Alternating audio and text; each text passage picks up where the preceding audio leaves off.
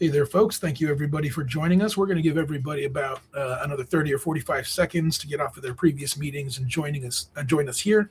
While we wait for that, everybody go ahead and please say hi in the chat. Let us know where you're joining us from. And if you've got a World Cup prediction, let us know in the chat who you're rooting for, who you're hoping is going to win, who you think is going to win. Additionally, I want to call attention to the free risk assessment button that we have at the top right-hand corner of the screen. If you have any questions that you don't necessarily want to ask here, which by all means you can type those in the Q&A tab. If you have any questions you don't want to ask publicly, you can ask those anonymously. Or if you want, to get a little bit of a deeper look into how the sausage is made, you can hit that free risk assessment button, and we'll be in touch with you. We can discuss, anything that's pertinent to your supply chain, discuss any particular lanes, any particular regions or products that you're concerned about, or if you just want to, like I said, take a deeper dive and see how the sausage is made and kind of the offerings that we have available for you, we'd be happy to do that. Just fill out that free risk assessment button. Bernie, Texas, awesome. Nice to meet you, Joel, excuse me. Brazil, England prediction. I like that. Wilmington, North Carolina. Hi, folks. Chicago, Illinois. Thomas, welcome. Southwestern Florida. Gary. All right, folks. I think we're getting pretty close to the time when we can go ahead and start. So once again, my name is Danny Ramon. I'm the Director of Intelligence and Response here at Overhaul. We're going to be going over the Q1 2026 U.S. Cargo Theft Report. Just very quickly, I do want to remind everybody that this report is available for free at over-haul.com. You can go ahead and download that, as well as all of our other regional reports that we do produce quarterly. And you can take a deeper dive there. And if you have questions after going through that or after going through this, by all means, hit that free risk assessment button and we'll be in touch to discuss whatever's on your mind. But again, like I said, my name is Danny Ramon. Our guest today is going to be Alan Gear. He'll be joining us after I go through the Q1 report. He's the managing partner at Risk and Security Solutions, LLC. He's also the former president of the TAPA Americas organization, which I know he and I both just came home from the annual TAPA T1 conference, which was yet again another great conference and yet again another record-breaking attendance. We'll talk about that a little bit more later. But let's go ahead and get straight into the report, folks.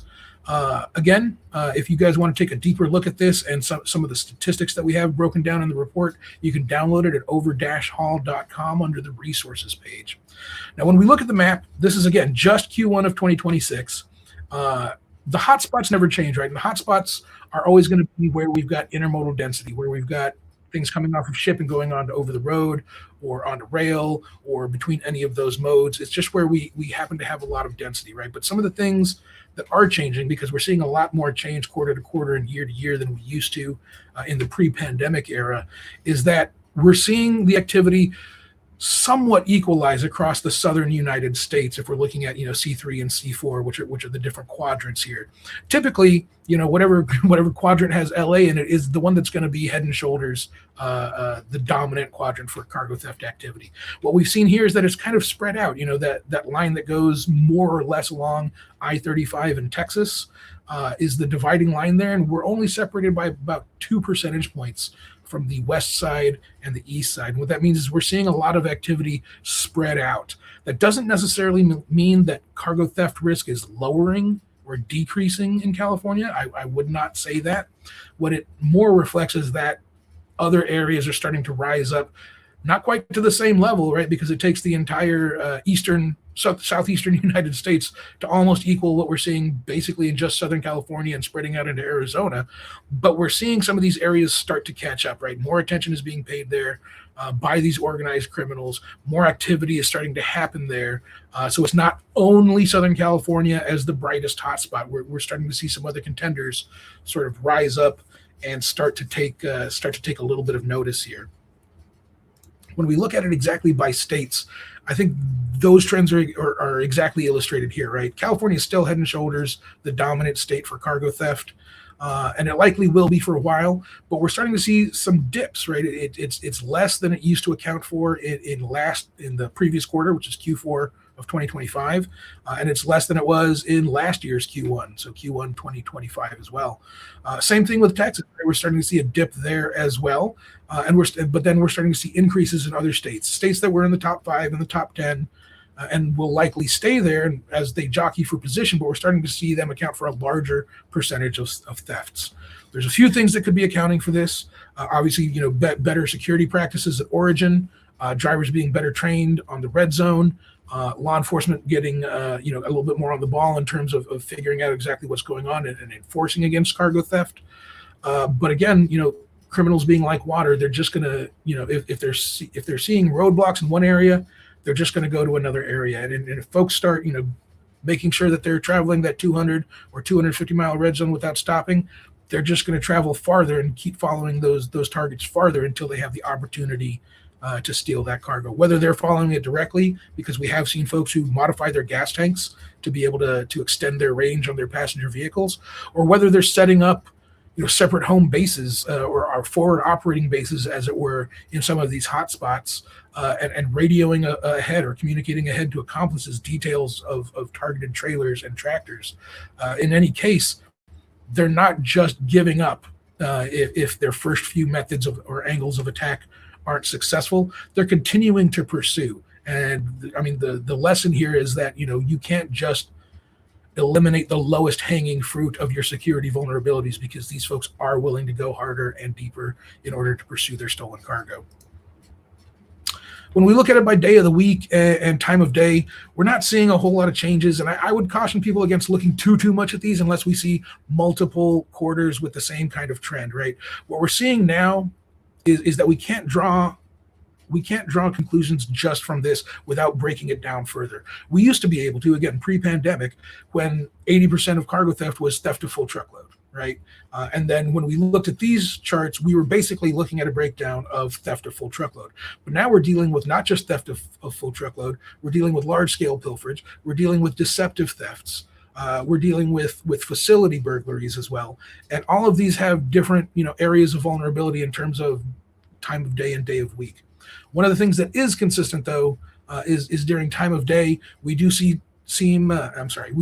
elevated activity under cover of night. Anytime there's anything that's going to impede discovery, especially for the large-scale pilferage folks, they're going to use that to their advantage. So the most persistent cover that they're provided is for about 12 hours every day they get darkness, right?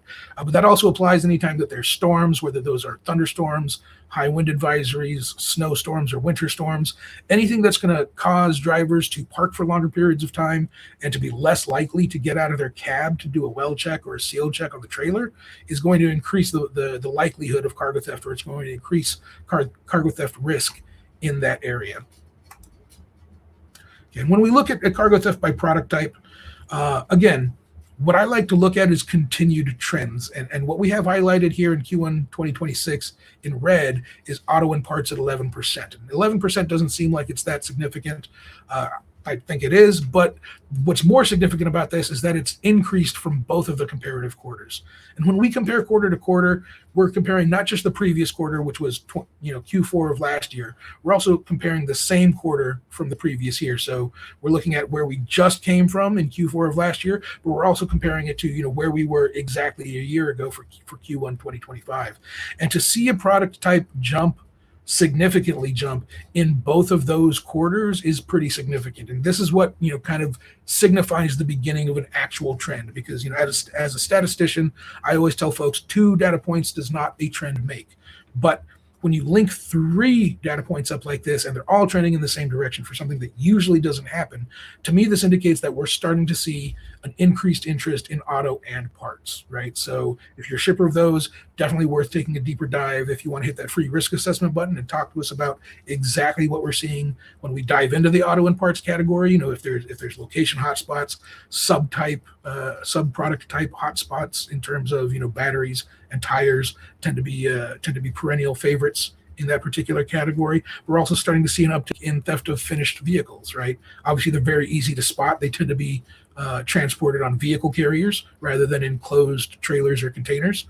So exactly, or the criminal would know exactly what they're targeting when they're pursuing the trailer. So that's something to keep in mind. But also, we want to keep in mind the perennial favorites still see fluctuation, right? There is seasonal differences in things like clothing and shoes, right? fashion seasons come and go. I'm not super plugged into those, but I am aware that they do have seasons, right? I do know that there are, new releases, especially for like athletic wear and specific shoe brands and things like that. But looking at those things is always interesting to see how quickly the criminals are able to react to market trends, to what is in demand and what they're going to be able to liquidate quickly, right? Because when the criminal structure is changed, if they're no longer going through the organized criminal structure where every layer in this organization is going to take a cut, that means that they're on their own and it's criminal direct to consumer. So the only way they're going to realize a payday is when they actually liquidate the cargo, rather than previously, if I was on a cargo theft crew and my boss sent me to go steal trailer X, when I come back with trailer X, I receive a payday. If I am my own organization and I steal trailer X, I'm not getting paid until I sell what's inside trailer X. So this is why the calculus has changed in terms of targeting, and what is worthwhile for these criminals to pursue and spend their time on. And it's very much driven by market demand. So one of the things I always tell folks is if it's going viral on TikTok, it's going to be targeted for cargo theft. Okay. And once again, I just want to point out again, cargo theft by event type and location. These aren't necessarily showing trends.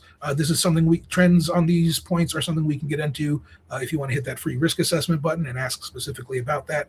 But it is important to note, large scale pilferage has exploded, not just in terms of actual volume, but in terms of reporting. Pre-pandemic, it used to be very much more smaller volumes that were being pilfered. So it was much less of a concern for the supply chain security expert. Now we're seeing, bucket brigading criminals who can empty an entire 53-foot trailer empty in under 10 minutes. I've seen it happen on CCTV more times than I'd care to talk about, but it's pretty worrying. Some of the other trends, deceptive pickup here is accounting for 10%. That is actually still on the rise. We still see that as one of the least reported types of theft due to the fear of reputation damage or brain damage. But I do want to let everybody know, intelligence sharing is how we get ahead of the curve.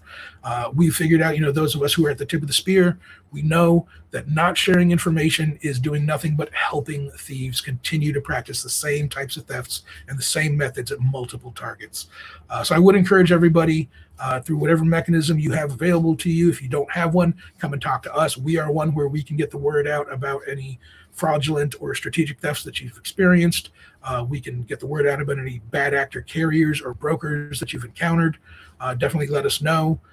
Let anybody you can know. Get the word out into the industry, because that's how we're going to have an effect. That's how we're going to flatten the curve, because unfortunately right now the new normal is continued and sustained increases, right? But if we look at cargo theft by location, warehouse in DC is a big one, because not only do deceptive pickups occur at the point of origin, which is a warehouse or distribution center, quite a few pilferages also occur at warehouse or DC. One of the more susceptible times for pilferage is when a shipment is staged outside of the fences of its destination facility, especially in a lot of these areas, and we're going to get into one of them here in a little bit. Criminals in the area know, by and large, where the desirable products are going, what warehouses and distribution centers that receive the products that they're targeting. So when they see these tractors and trailers outside of those facilities, they know that they have a higher than average likelihood of obtaining that targeted cargo. So just keep that in mind. Staging outside of destination facilities isn't and has been for quite a while one of those things we definitely shake a finger at and say, please don't do that. But also, we have a quarterly spotlight in every quarterly report that we issue. A lot of times we'll drill down on a specific product type, maybe a specific MO, and see where those things are going, just as a way to kind of broaden the situational awareness of the industry at large. This quarter, we took a look at Memphis, Tennessee. And this is the heat map for Memphis, Tennessee. And we can see Memphis kind of up at the top left of that particular image right there. The biggest red spot, no surprise, is along Lamar Avenue, right? It's what connects Memphis to Olive Branch. And it's the industrial area of the city, and it has for the longest time been the hotbed of cargo theft activity within Memphis. Just as I was just mentioning, we see quite a bit of pilferage outside of destination facilities. And even if it's not directly outside the destination facility, the folks in this area have been practicing this type of pilferage for so long, they can identify trailer markings, they can identify tractors that run the same route every week. So even if they don't park directly outside of the destination facility, if they park nearby, these criminals recognize these tractors and trailers many times, and they can tell exactly what they're looking for, and they can target it as long as it's anywhere in the area. So something to note, the time frame that we were looking at this, Q1 2026 within Memphis, Tennessee, pilferage accounted for 80% of total thefts. That's a pretty large percentage, and 43% of the locations that were logged at warehouse and distribution centers. So we definitely see Memphis skewed differently than the rest of the country, and one of the ways it does that is quite a bit of pilferage, more pilferage than we see, by far as a national average, as well as at warehouse and distribution centers. And again, that's because a lot of pilferages are taking place outside of these warehouses and distribution centers.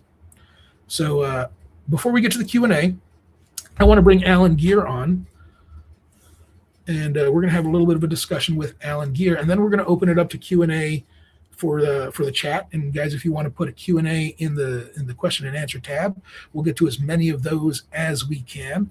And if we're not able to, if you don't want to ask, you can go ahead and hit that free risk assessment, and you can ask that kind of behind closed doors. But Alan, it's nice to have you. Would you go ahead and introduce yourselves to the crowd, please? Be happy to. Hey, Danny, thanks for having me. Appreciate you guys in Overhaul. Very cool. Very cool webinar you guys have. So I'm Alan Gear. I've worked for a Fortune 500 company for 25-ish years, managing their supply chain security program worldwide. And in the last couple of years, I've gone out on my own, and now I'm with Risk and Security Solutions. So anyway, and now I'm doing consulting and having a gas doing it. So it's fun to be here and be part of the industry. Fantastic. Well, thanks so much for coming on again. Alan is a repeat guest, and I'm sure we could have him on 4 or 5 more times and not even get close to scratching the surface of all the knowledge and information he has to share. But we're going to get a few questions out today, and one of the ones that I always ask the people who have more experience than me is, what, in your view, is the most pressing issue for supply chain security right now? Well, first off, you didn't ask for my prediction on the World Cup. I'm going to go with the Icelandic over 50 team. I think they have a real Cinderella chance. I'd love to see that happen. I really would. That'd be fantastic. Anyway, it's hard to not. We had quite a few questions submitted about the World Cup, and specifically the World Cup in Mexico. So I do want to refer everybody. There is going to be the Mexico episode of the Cargo Chronicles just about an hour and a half after this one ends. So if y'all want to register for that, I'm sure we can get a link posted in the chat for that, if anybody wants to get registered for that and ask specific questions about that. I did see one question in there that what's the most pressing concern for Mexico entering the FIFA World Cup 2026? In my mind, that's Denmark, at least for the preliminary group. But if you want security recommendations, definitely talk to our security subject matter experts on the Mexico episode of the Cargo Chronicles coming up later today. But I'm sorry, Alan, go ahead. Please tell me. Yeah, besides World Cup predictions. Totally derailed you, Danny. So, I think the most pressing issue right now is the strategic theft or pilferages and things like that, especially around cyber. Making sure that your companies are following their processes and procedures, not hitting links and all that stuff to enable the bad actors to get your stuff right through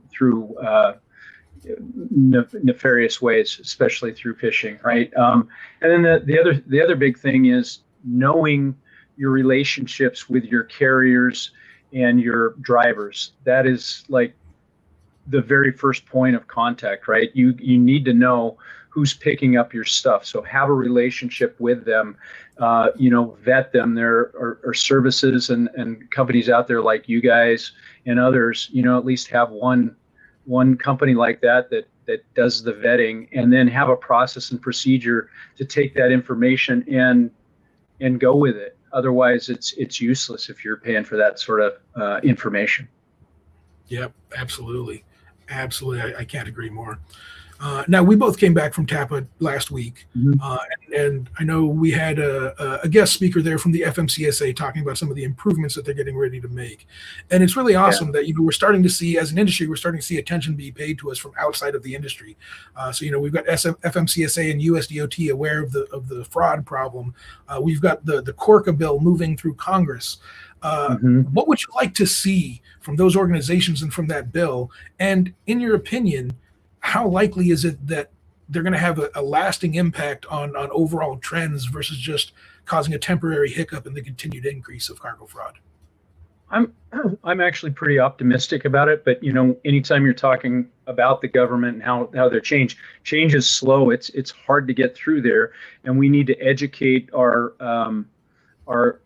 congressmen, our senators, our representatives in the government. Hey, and let them know how important this is, and then leadership. At very high levels, let's just say senators, presidents, things like that, heads of the FBI, heads of things. If people aren't educated and care about it, and the wind changes, that's where the hiccup will happen. But as long as we're strong against this issue and united about it, I think we have a really good chance of improving and staying on course. It's a big issue right now, and it's got the attention of our government. Fantastic. Yeah, hopefully from your word or from your lips, right? Yeah. So let's see here. Now, coming back from TAPA, the question I think that we all get from people who are just starting to get plugged in is, what are the first steps that shippers should take to protect their cargo, right? And Yeah. knowing that this is diverse, are those steps going to be the same steps for brokers and carriers, or are there different steps? Yes and no. I think for the most part, again, I kind of already mentioned, hey, have a relationship, know who you're working with, vet them, whether it's a carrier or whoever, and have processes in place, and just be really diligent about that. Don't let your guard down at all. Just because you're in a hurry to get something done, don't be in a hurry, right? Take the extra time to take those steps that you've created in your process and make sure it happens, because the human dynamic, we all want to do customer service, go as fast as we can, get the throughput going, however we're incentivized to make money, those sorts of things. But as soon as you take a shortcut, that's when the bad things are going to happen. Absolutely. That's a great point. And, because the criminals know, right? The criminals are in your supply chain, whether they're performing bad actions or not, in a lot of cases. And they know, they can tell when you're cutting corners, when you're under the gun, when you're feeling a little bit more rushed, because again, they're not going to be filling out the same kind of paperwork, or at least not as much of it. They won't be, asked the same questions maybe, or they're not going to have as many photos taken of them at origin. They realize when we are operating under a crunch, and they realize that is additional opportunity for them. So absolutely, the standards should be the standards at all time, right? Yeah. They are so sophisticated. That's the other key point. I mean, it's not like back in the olden days, hey, look what I found in this trailer over here. They have a plan, and they follow the plan, and they're very strategic about what they do. Is that one of the things you would say that maybe has surprised you the most about supply chain security and cargo theft overall in like the last 5 years or post pandemic? Yes, I mean, yeah, I mean, it's hugely surprising, and what's happening now are used to be, hey, the bad guys compete against the bad guys, right? They have their own organizations, and now the trend is, they're working together. The Armenians are now working with the cartels, to get stuff out of Mexico into the U.S. so that it can get stolen in the U.S. I mean, there are lots of things going on in the bad guy industry. They're every bit as sophisticated, maybe even more sophisticated than we are, in trying to thwart them. They share intel, right? Like you were talking earlier today. They share that intel, and they have a plan, and they're very good at what they do. Yeah, unfortunately, they really are. So we're getting close to the 5-minute mark, which is when I usually like to start the Q&A section. But before we do, I've got one more question for you. What's one thing you would tell your younger self when you were starting out in supply chain security? Man, back in the day, nobody even knew what supply chain security was, right? I just fell into it. What I would say is have a plan. Figure out if you have a passion for supply chain security, go to all the events that you can, like TAPA, JJ's conference, the various conferences that are out there, and then network. Make sure, don't be shy. Make sure you find some people and talk to them. Talk to the leaders of TAPA. Any of us will talk to you, and then also find a mentor, find an industry mentor, and then figure out where do you want to go with your career in supply chain security. Do you want to be a security director, GM for a major corporation, or do you want to be for a smaller corporation? Just have a plan, and then the biggest point is get a mentor and learn from the mentor. There are lots of people like us out there that are on the backside of their career, and we want to see younger folks come into this with a passion and thwart the bad guys, right? It's we're all in. We're a team. That's how I look at it anyway. Absolutely. That's fantastic advice. So we're going to go ahead and get into the Q&A section, folks. I'm going to answer as many of these as we can. I think we actually might have time to get to all of them. Let's start at the bottom here. Let's see. Any insight on multimodal visibility issues, challenges and best practices, future improvements that Overhaul leads with? Yeah. So multimodal visibility issues are, multimodal visibility is necessary. Just period, full stop, right? You can't address a problem that you don't know that you have. And you can't address a problem that you know that you have, but you don't know where it actually is or exactly what that problem is. So number one is going to be visibility, so you can identify and address the vulnerabilities in rank order. When it comes to best practices, that's more than I can cover in the Q&A section. I invite you to hit that free risk assessment button, because it's going to vary depending on what you're shipping, where you're shipping out of, and what modes you're using, and what your supply chain network looks like. Is it fully directly carried by a trusted carrier network? Are you using internet load boards? Do you have a single broker that has a pool of carriers that he uses just for yours? The answer is going to be different depending on a multitude of different variables. So for that one, I would highly suggest hitting that free risk assessment button and having a conversation with us. Danny, just to add to it real quick, yeah. I would, map it out, map whatever you have out, make sure you map it, and then make sure you have a process, right? What are you doing each and everything, and then update the process, train on the process, and then have a plan in case something goes bad. Absolutely. Yeah.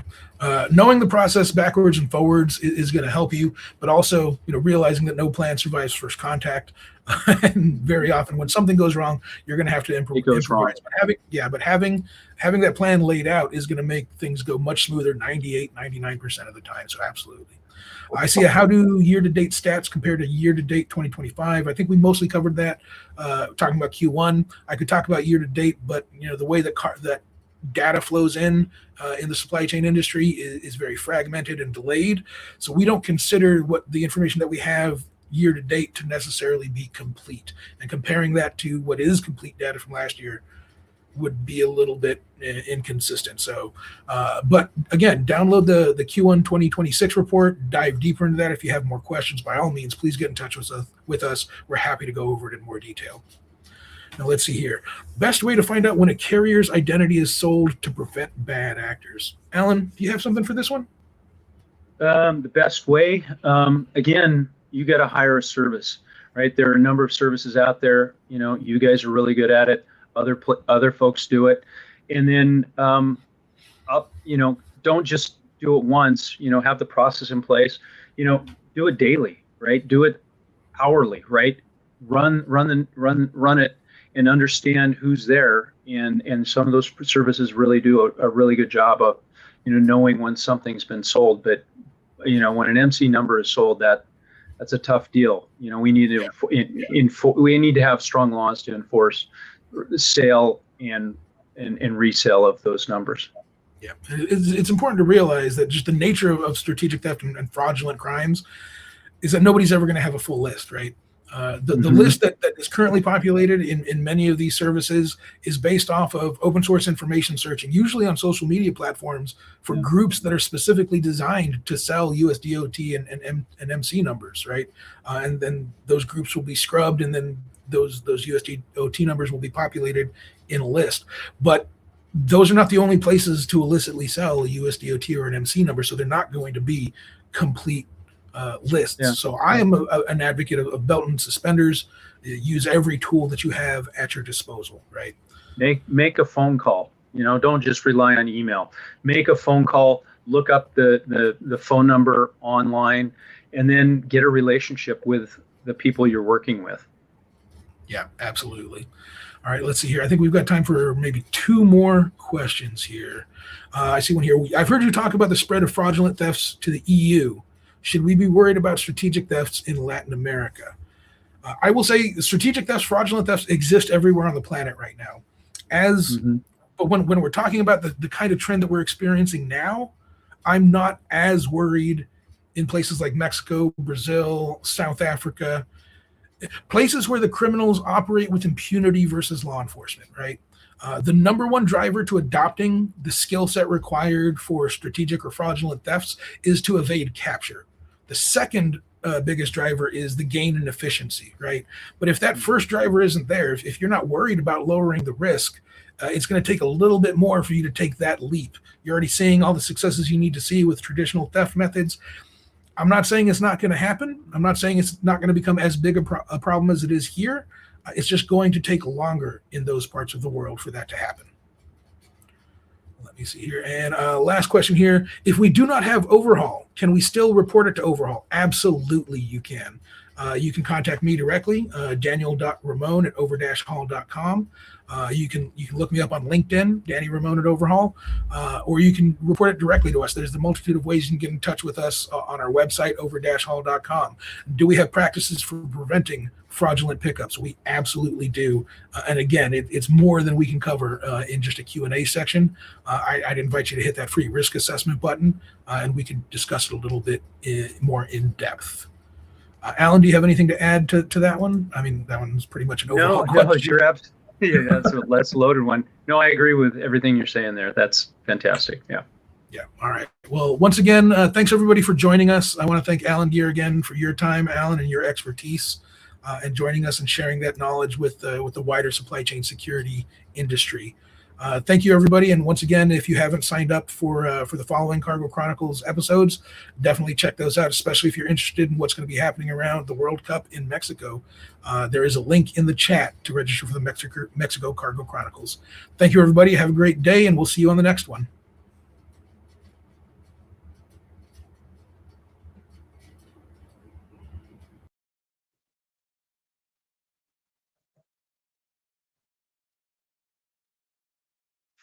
And how do I get out of here? You just need to hit the red button on the bottom right, Alan. I got